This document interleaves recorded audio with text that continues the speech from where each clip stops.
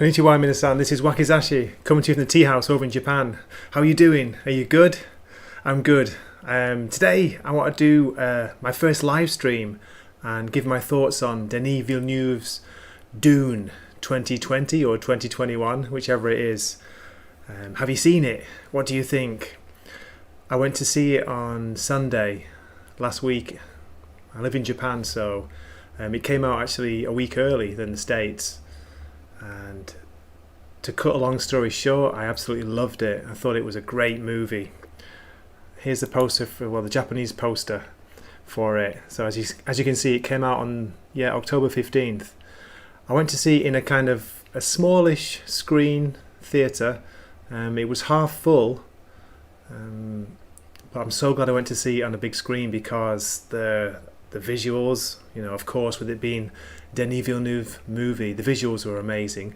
The sound mixing was just stunning. I thought especially when they used the voice, was it the Bene Gesserit?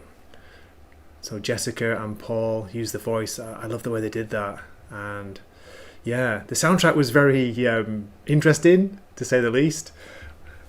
A bit of a departure for Hans Zimmer, right? Very, very organic sound to it. Lots of voices, didgeridoo sound from Australia, I guess. But yeah, it seems to be dividing a lot of people. But overall, I loved it. I found it a true cinematic experience. That's why I was glad I went to see it on the big screen. So, how's it doing in the States at the moment? The worry with that is that they released it on HBO Max the same time as they released it at the theatres. So I'm sure that's going to have a big effect on the viewing figures. People going to the theatre. I really hope that they're going to make a new one. Part 2. It could even go to 3 parts, because I reckon from the book that's about maybe 30% of the book. So there could be 3 parts, like Lord of the Rings, which would be awesome. But anyway, we'll see. So first, let me give a bit of background on my connection to Dune, like when I got into it. I want to just go a sec. Check a bit of a review I did. Okay, there we go. Go on WordPress. I'm going to read from a bit. So. Yeah, I first read Dune a long time ago, probably in my later teens, and I really enjoyed it. It left a really big impression on me, even though I didn't understand maybe, half of it. So yeah, it was a good book. I remember going to see David Lynch's version at the cinema in Manchester in the UK back in the winter of '84, if you can believe that. That's going back. I was 11 years old then. So this was before I read the book, and I remember the hype building up to the release of the movie. The people were talking about the special effects and the look of it. People were kind of excited that David Lynch was going to direct it. So there was a big focus on the effects, on the sandworms especially, and the all-star cast. I didn't know Carl McLachlan at the time. I had no idea who he was, but my younger self, I really enjoyed him in the role. So yeah, what I like about Lynch's movie is that I think it's just weird. It looks strange, it looks alien, especially the parts that are set on is it Gedi Prime, the Harkonnens' planet. That was I've heard it called Future Baroque, because that was really weird. So yeah, I think the sandworms still look good today, and you can tell it's 1983-84's level of special effects, but I thought they were cool, and I did like the internal narration, which is a big part of the book. So yeah, okay, let's go back. Here we go. Okay.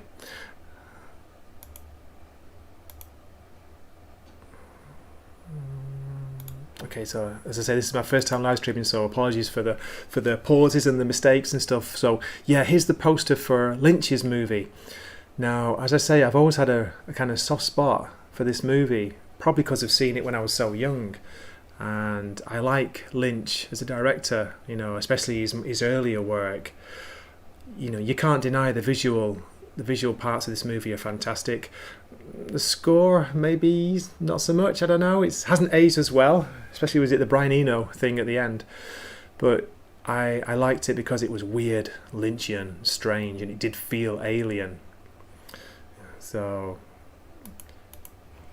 I've heard a lot about this one, the Dune movie that was never made, but people wish it was. I mean, I'm not even sure how you pronounce his name. Was it Jodorowsky? Jodorowsky's Dune. You know, that did look like it was going to be a crazy, trippy, like psychedelic movie, which would kind of half suit the book. So that would have been good to see. But yeah, but anyway, sorry, let's get back to Villeneuve's Dune. So, what did I like about it? Apart from the visuals and the sound, as I said, the sound mixing was amazing. Timothée Chalamet as Paul, I liked him in the part. You know, he looks young, he's kind of scrawny. He's meant to be that in the book. You know, he's a young guy finding his feet. But as an actor, I'm still not totally sold on him. You know, I see him in a few things. And yeah, speaking of not sold on, I wasn't sure about Zendaya in the role of Chani. I much preferred Sean Young in Lynch's movie. Yeah, I don't know what the big thing was with her at the moment. I think she's a bit overrated, but maybe I'm being a bit harsh. But I did like the scenes that they were in together, especially the kind of dream sequences, you know, where Paul has seen the future. They were cool. And yeah, the movie had a kind of dreamlike feel to it, which I thought was good. I liked the way they were showing the spice, you know, kind of half floating and glittering in the air. It gave it a kind of real weird feel to it, a little bit trippy. As I say, it's a very visual movie. A lot of people are complaining that it's boring. It is slow paced, but I found like I could anticipate the end. You know, I thought it's going to end soon. And I was really worried about it. It's like, no, you know, I don't want it to end. I want it to carry on for 2.5 hours. Like, that's impressive. As a comparison, when I went to see the last Bond movie, No Time to Die, which I kind of half enjoyed, I felt like that went on forever. You know, that's only about 10-15 minutes longer than Dune, but that felt like it was going on and on. So yeah, big difference there. I felt immersed in the world of Dune, which was a really good thing that Villeneuve pulled off. I wasn't sure about the Harkonnens. I wanted to see more of them and more of the planet, you know, Gedi Prime. As I said before, I liked Lynch's version of that planet and the characters, even though they were totally over the top. But who was it who played Baron Harkonnen? Is it Stellan Skarsgård? I'm not even sure how you say his name, but he was pretty good. You know, he exuded menace. He was kind of dark and he had a presence.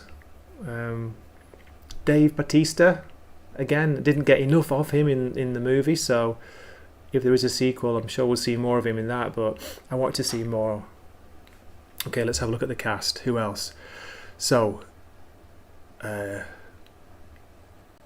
it? Yeah, Jason Momoa. He was cool. I liked him as Duncan. You know, people say that he plays Jason Momoa in every movie he's in, but I thought he suited the role really well, and I appreciated the relationship between him and Paul. You know, you did actually feel like there was something between them. Who else? Okay.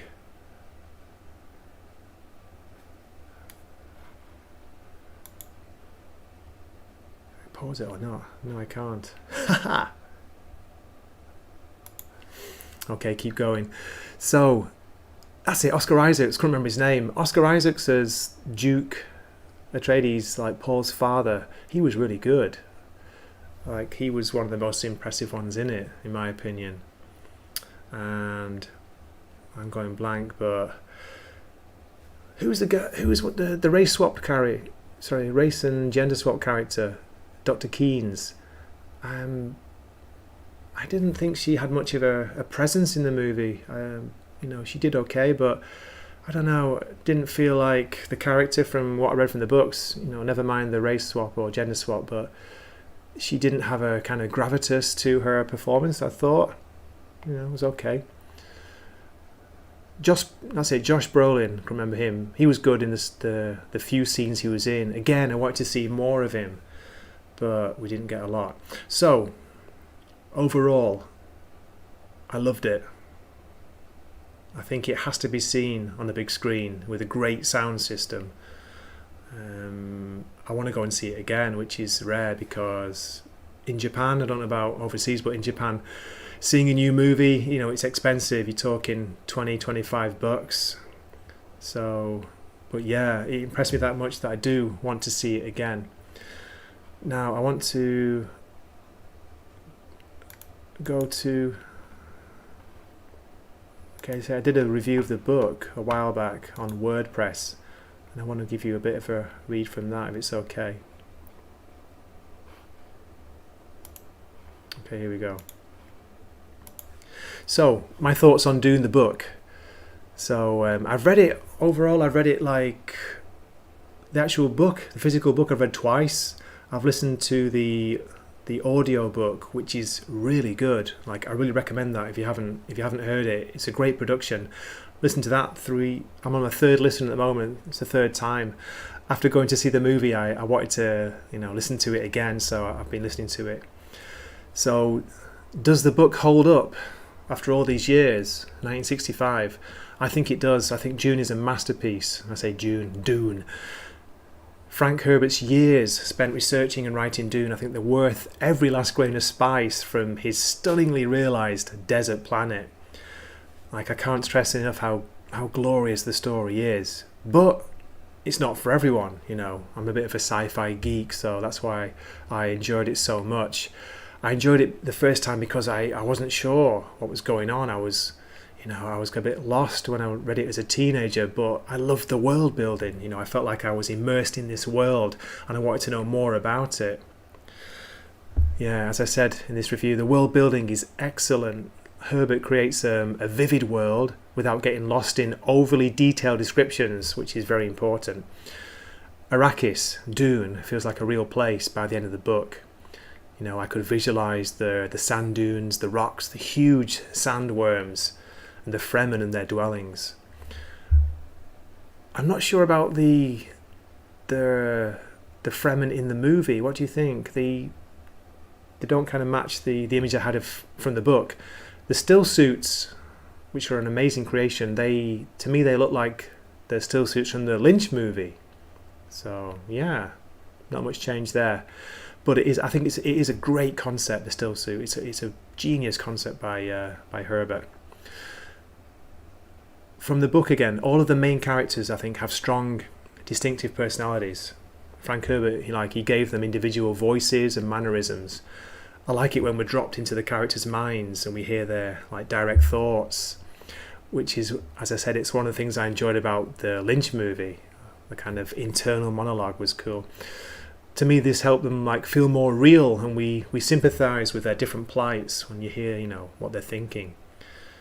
What's especially impressive when you consider Dune was published back in 1965 are the memorable, I don't like to say strong female characters of Jessica, Charney, and even the Reverend Mother Gaius Helen Moham. Is it Moham? Can't say it.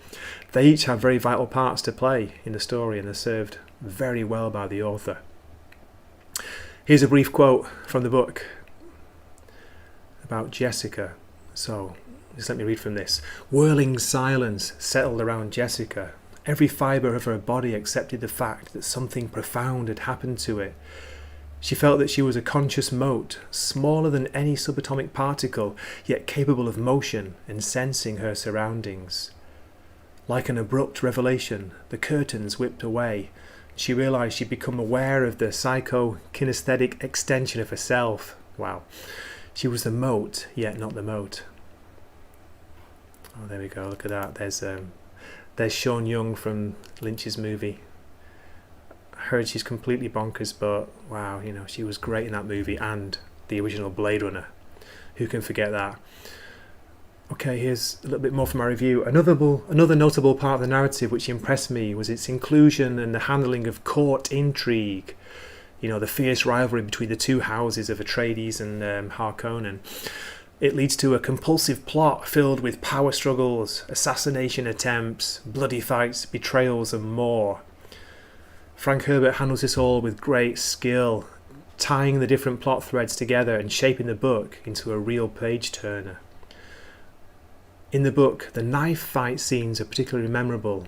I thought they were really well written, they were tense and thrilling. When the action comes, it's difficult to take a breath and pause in your reading. So yeah, I could go on and on singing the praise of this brilliant book, but I don't want to go on for too long. You can also add that I think for the time, like Frank Herbert's philosophical ideas were deep and rich. They added like an extra layer to the story. You know, you can talk about his treatment of ecological themes, how well thought out that they were at the time. Another quote: "The mystery of life isn't a problem to solve, but a reality to experience." So yeah, I'll say again that in my opinion, Frank Herbert's Dune, the book, is a masterpiece of imagination, and I recommend that and the audiobook production, the one that's narrated by Simon Vance. If you look for that on Audible, they've got a copy. It also includes narration by Scott Brick, Orla Cassidy, Ewan Morton and Ileana Kadushin. I haven't listened to that many audiobooks in my time, but this is one of my favourites so far. Let's just look at this cover by the Folio Society. Look at that. That's great. And there's some covers from the books, the early versions there. So, yeah, let's get back to the stream. Here we go. Hide that. Put that on. Okay, so that's it. As I say, I love the movie. I recommend you seeing it on a big screen, the biggest one possible, with a great sound system. I'm going to wrap up my review now. Thank you for watching if you did, or listening, and hope to see you in a future video.